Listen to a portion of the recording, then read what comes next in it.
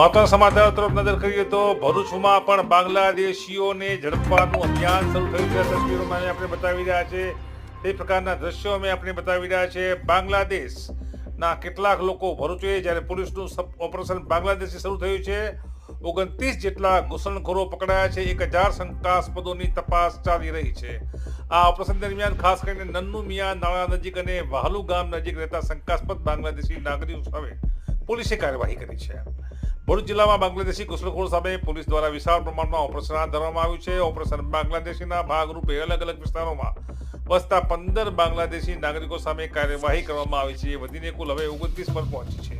આ ઓપરેશન દરમિયાન ખાસ કરીને નન્નુ મિયા નાળા નજીક અને વાલુ ગામ નજીક રહેતા શંકાસ્પદ બાંગ્લાદેશી જે નાગરિકો છે તેમને પોલીસે ડિટેઇન્સ કર્યા છે. સ્પેશિયલ ઓપરેશન ગ્રુપની ટીમે તમામ શંકાસ્પદ લોકોના પાસપોર્ટ અને ડોક્યુમેન્ટ પણ જપ્ત કર્યા છે.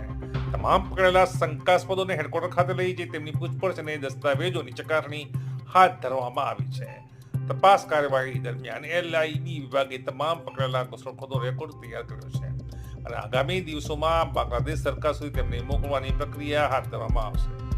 આ સંદર્ભે ભરૂચ ડીવાયએસપી CK પટેલે જણાવ્યું હતું કે ભરૂચ જિલ્લામાં 50 પોલીસ ટીમો તૈનાત કરીને આશરે 1000 શંકાસ્પદ લોકોની ઓળખ અને દસ્તાવેજની તપાસણી હાથ ધરવામાં આવી છે, જેમની વિરુદ્ધ કાયદેસર પગલાં લેવામાં આવી રહ્યા છે. આવા ઓપરેશનો ભવિષ્યમાં પણ સતત ચાલુ રહેશે. ખાસ ઓપરેશન દરમિયાન B ડિવિઝન પોલીસ સ્ટેશન હદ વિસ્તારમાંથી લગભગ 100 જેટલા શંકાસ્પદ લોકો પકડાઈ આવ્યા હતા. તેમને પગપાળા હેડક્વાર્ટર સુધી લાવવામાં આવ્યા હતા. ત્યાં તેમની વિગતવાર તપાસ શરૂ કરવામાં આવી છે. અધિકારીઓ જણાવ્યું છે કે દેશમાં બિનકાયદેસર રીતે રહેતા વિદેશીઓ સામે કડક કાર્યવાહીઓ હાથ ધરવામાં આવશે અને ભવિષ્યમાં પણ આવા સંયુક્ત ઓપરેશન હાથ ધરવામાં આવશે.